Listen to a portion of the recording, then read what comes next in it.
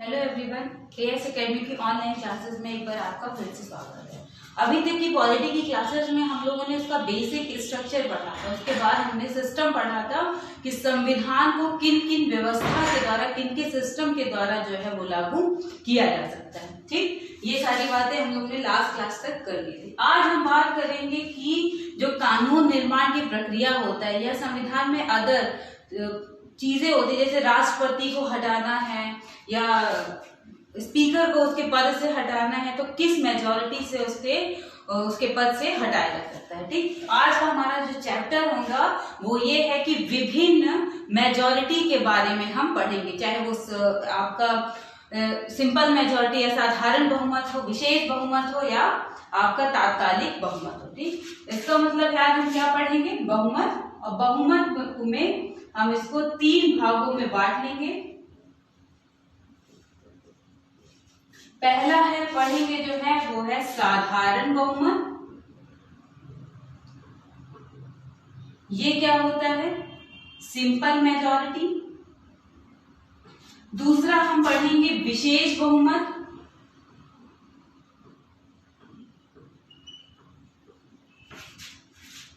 Special majority. और तीसरा जो है वो पढ़ेंगे तात्कालिक या प्रभावी बहुमत।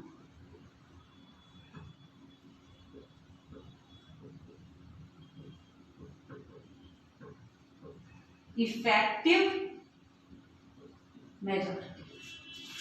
इन 3 चीजों के बारे में हम पढ़ेंगे।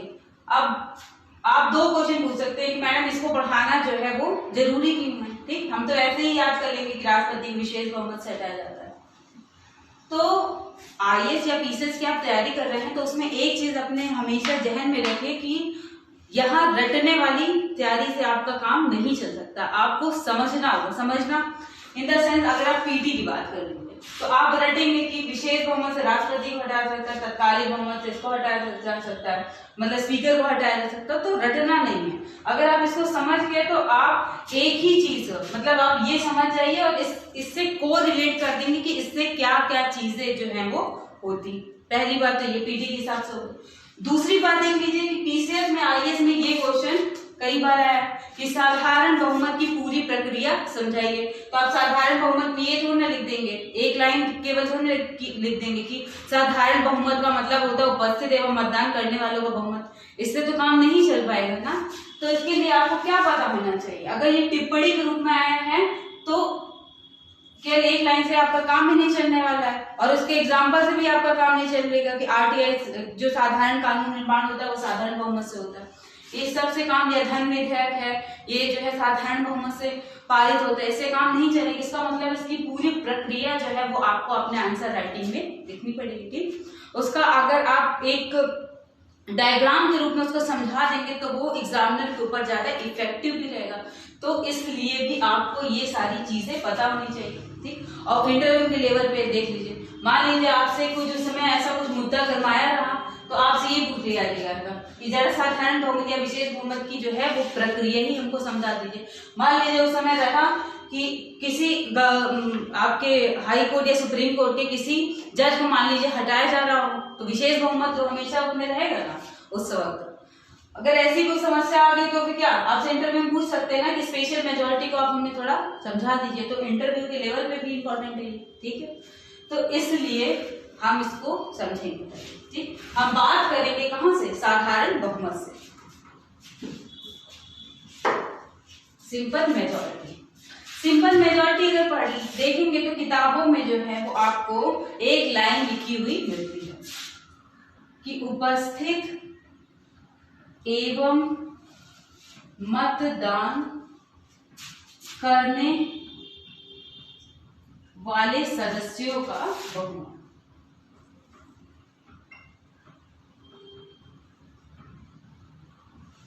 मतलब जितने लोग प्रेजेंट है उसमें मतदान, जो वोट कर रहे हैं उन मेंबर्स का जो है वो बहुमत, मेजॉरिटी, इसका मतलब यही हुआ। तो इसमें 2 शब्द आ रहे, एक आ रहा है उपस्थित और दूसरा आ रहा है मतदान का बहुमत। ठीक, तो इसको 2 भागों में आप बांट दीजिए। उपस्थित सदस्यों का बहुमत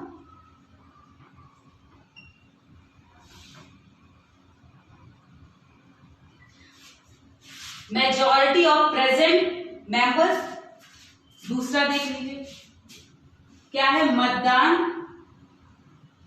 करने वाले सदस्यों का बहुमत। दो चीजें यहां पर आई।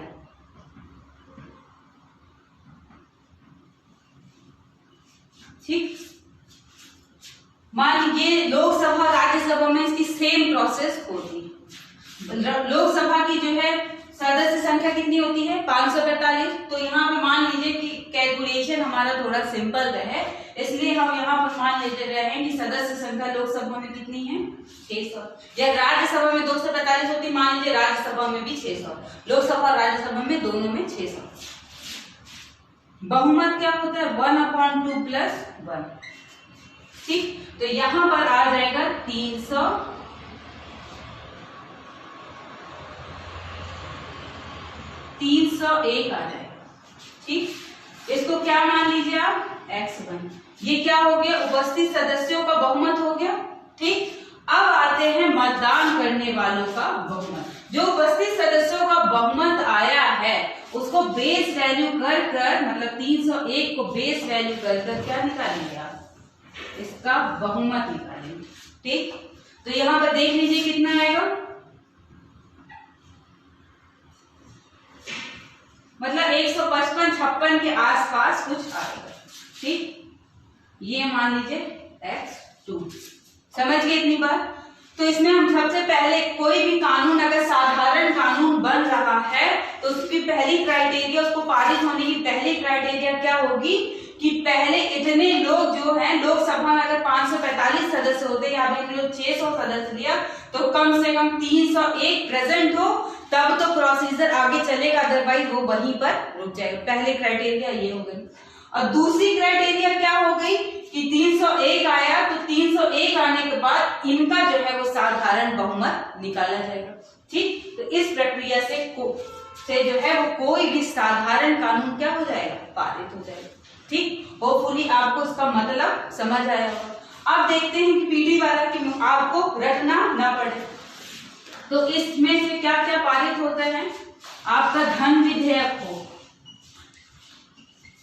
मनी बिल, ठीक, या वित्त फाइनेंस बिल, वित्त विधेयक। ठीक, ये किससे पारित होते हैं, इसी से ही पारित होते हैं। आपके साधारण कानून, जैसे अभी मैंने आरटीआई बताया, ठीक, वो किससे पारित होते हैं, वो इसी से पारित होते हैं। आपके जो है कुछ जो है, आप आगे आपको संविधान संशोधन पढ़ाया जाएगा, तो कुछ संविधान संशोधन जो है पारित होने की प्रक्रिया क्या होती है, वो ऐसी होती है। ठीक, कुछ की जो है पारित होने की प्रक्रिया जो है थोड़ी कठिन होगी, जिसमें मतलब कठिन उनकी होगी कि जो बहुत सेंसिटिव मुद्दे वाले होंगे, संविधान संशोधन करने के विषय होंगे, तो उससे भी होते हैं। कुछ में होते हैं विशेष बहुमत प्लस जो है 1/2 राज्यों की जो है सहमति जरूरी होती है। तो 3 तरीकों से हमारे कानून में, हमारे संविधान में जो है वो संविधान संशोधन किया जा सकता है। तो कुछ जो छोटे विषय होंगे उसमें संविधान संशोधन जो है वो इस प्रक्रिया से भी किया जाता है। ठीक, अगर मैं आपको मान लीजिए मैं संविधान संशोधन पढ़ाऊं और आपको अगर यही नहीं पता रहेगा तो आप अंदाजा नहीं लगा सकते कि साधारण बहुमत से कौन कौन से पारित किए जा सकते हैं। समझ गए इतनी बात, तो ये नोट कर लीजिए इसको। चलिए, इसके बाद हम पढ़ेंगे विशेष बहुमत।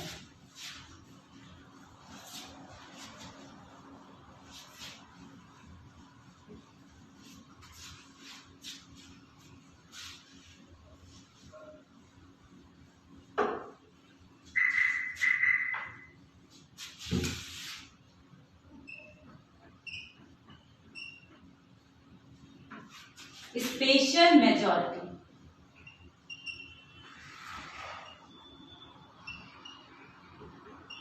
ठीक, ये क्या होता है,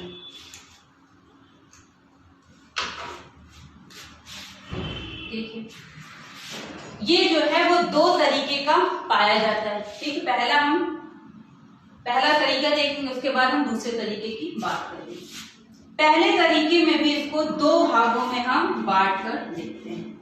पहला आता है उपस्थित सदस्यों का बहुमत। कुल सदस्यों।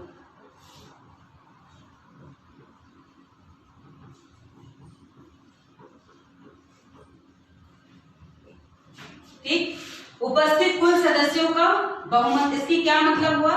अभी हम लोग ने लोकसभा या राज्यसभा कुछ भी मान लीजिए, तो उसमें 600 की सदस्य संख्या ली, 600 इंटू 1/2 प्लस 1 मतलब 301। इसको आप मान लीजिए x1। ठीक, एक क्राइटेरिया तो इसका ये होगा। अब दूसरा क्राइटेरिया देख लीजिए, इसमें क्या है? उपस्थित एवं मतदान करने वाले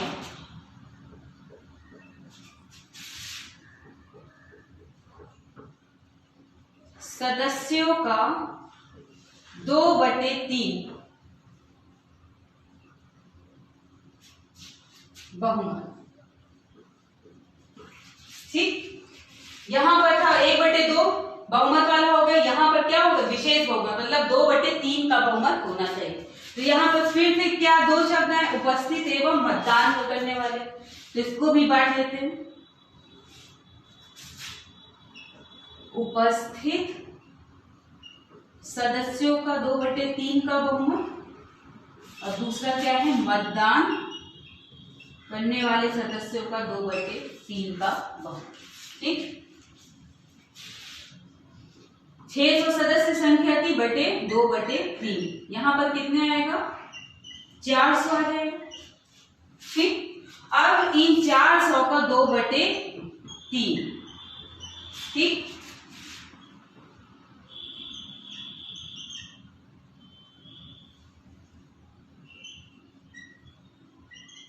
कुछ इतना आएगा इसमें। ठीक, इसको मान लीजिए क्या है ये? x2। ठीक, इतना सब कुछ होने के बाद भी इसमें जो है सबसे बड़ी जो पेज समझ लीजिए वो ये होती है कि विशेष बहुमत से कोई विधेयक तब तक पारित नहीं हो पाएगा, या किसी को, जैसे हाई कोर्ट या सुप्रीम कोर्ट के जज को तब तक नहीं हटाया जा सकता जब तक x2 जो है वो x1 से ज्यादा ना हो। समझ गए?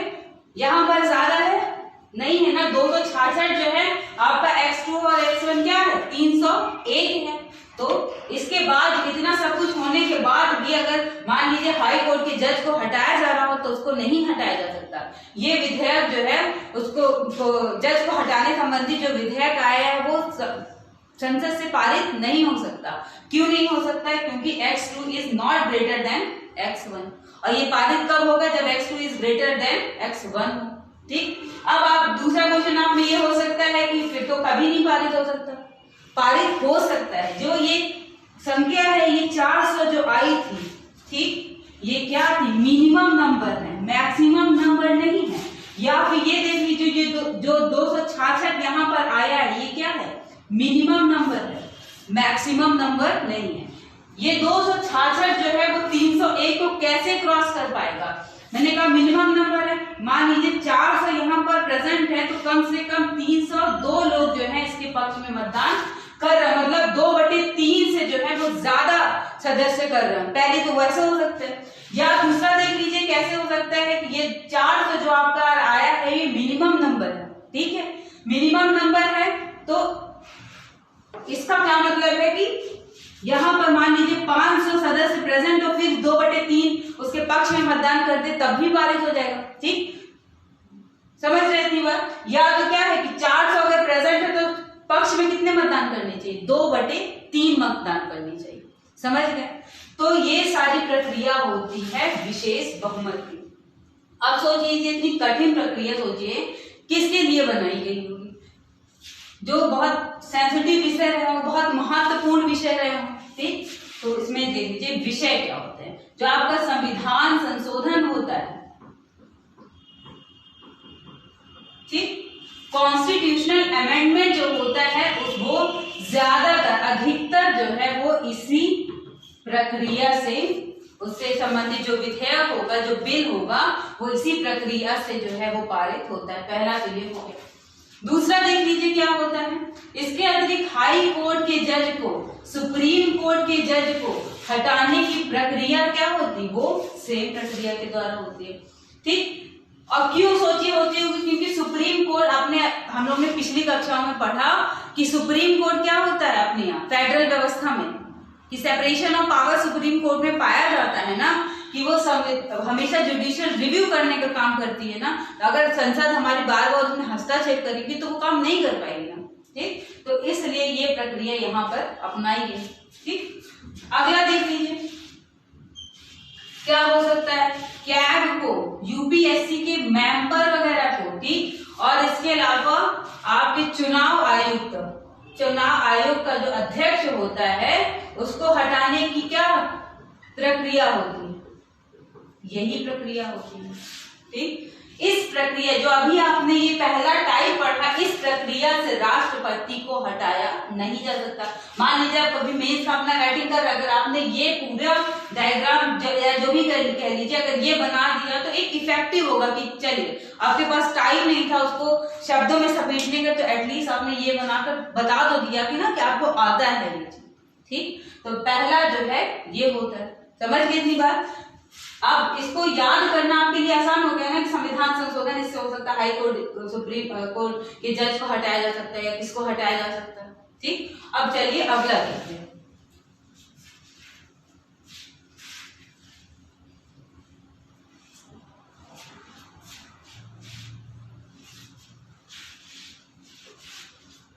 अगला है विशेष बहुमत से जो है राष्ट्रपति को हटाया जाता है। तो मैंने शुरुआत में कहा कि विशेष बहुमत को हम दो तरीके से पढ़ेंगे, पहला आपने पढ़ लिया उसका टाइप, और दूसरा टाइप देख लीजिए क्या होता है जिससे केवल राष्ट्रपति प्रेसिडेंट को केवल इस प्रक्रिया से हटाया जाता है। वो होता है कुल सदस्यों का 2/3 का बहुमत या विशेष बहुमत इसको। ठीक, कुल सदस्य अभी हम लोगों ने पढ़ा कि क्या है, मतलब माना कि लोकसभा में भी 600 है, राज्यसभा में भी 600 है, 600 इंटू 2/3, तो यहां पर कितना आया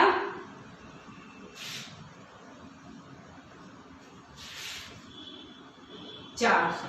ठीक, यहाँ पर उपस्थित करने वाले सदस्यों का बहुमत या 2/3 बहुमत का यहाँ पर कोई भी लेना देना नहीं।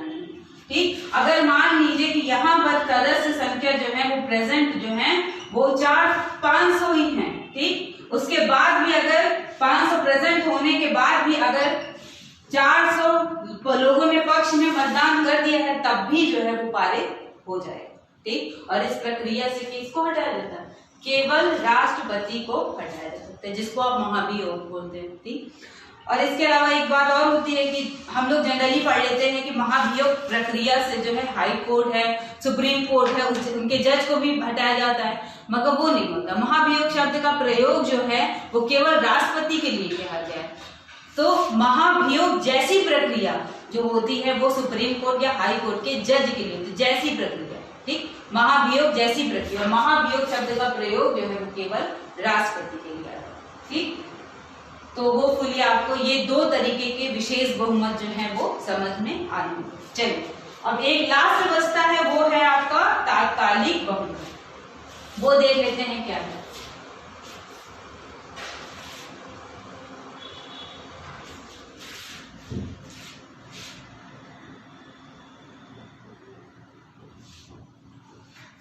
यह इसके प्रभावी बहुमत भी कहा जाता है।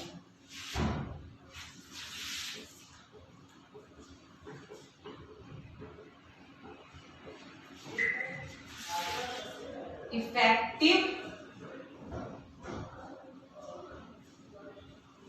मेजॉरिटी।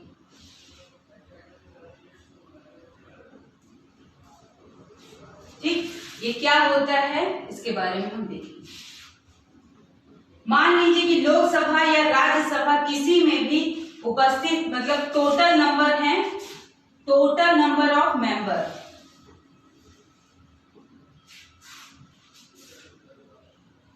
वो है 600 मान लीजिए। ठीक, इन 600 मेंबर में 10 मेंबर ऐसे हैं जिनकी क्या हो गई है, मृत्यु हो गई है या जो है उन्होंने इस्तीफा दे दिया है अपने पद से, ठीक, कुछ भी, या क्या है राज्यसभा में आप देखते हैं कि उनका कार्यकाल जो है कैसे 6 वर्ष का होता है, कैसे आगे जाते रहते। मान लीजिए उनका कार्यकाल जो है वो पूरा हो गया। कुल मिला के ये 10 सीटें कैसी हैं, रिक्त हैं और इनमें क्या होना है, री इलेक्शन, उपचुनाव जो है वो होना है। ठीक, इतनी बात समझ में आई। अब देख लीजिए वो यहां पर कैसे फिल होता है। जो टोटल नंबर होता है उसमें से रिक्त स्थानों को माइनस कर दिया जाता है। ठीक, रिक्त स्थान अभी यहाँ पर कितने थे, 10 थे। ठीक, और लोकसभा राज्यसभा में हमेशा ऐसा रहेगा, और नहीं है तो फिर कोई बात ही नहीं कि रिक्त स्थान कुछ न कुछ रहते हैं जहां जिसमें जो है वो उपचुनाव पद पर होना बाकी रहता है। ठीक, तो उसको हमने माइनस कर दिया, तो यहाँ पर कितना बचा, 590। ठीक, अगर ऐसी कोई प्रक्रिया जो है वो संसद में चलती है, और ऐसी प्रक्रिया जो है वो किसके लिए चलती है, लोकसभा के स्पीकर को हटाने के लिए चलती है। लोकसभा में ही केवल चलती है, लोकसभा में ही केवल स्पीकर को लोकसभा में तात्कालिक बहुमत से हटाया जाता है। उसके अलावा राज्यसभा में कब चलती है, जब उपराष्ट्रपति को हटाया जाता है उसके पद से।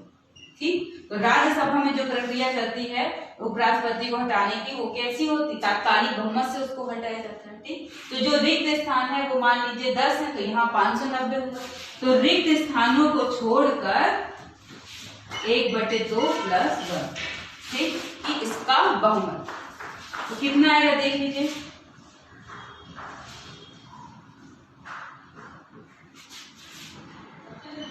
मतलब 296। ठीक, तो अगर इसको शब्दों में लिखने के लिए पूछा जाए कि क्या होता है, तो आप क्या बताएंगे कि कुल सदस्य संख्या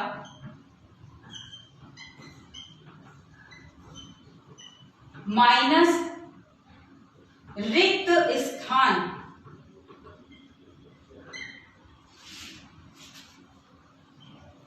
के सदस्यों का बहुमत, यही तो होगा ना। इसको क्या कहा जाता है, तात्कालिक बहुमत कहा जाता है। और इस प्रक्रिया का यूज किसमें किया जाता है, केवल 2 लोगों के लिए किया जाता है।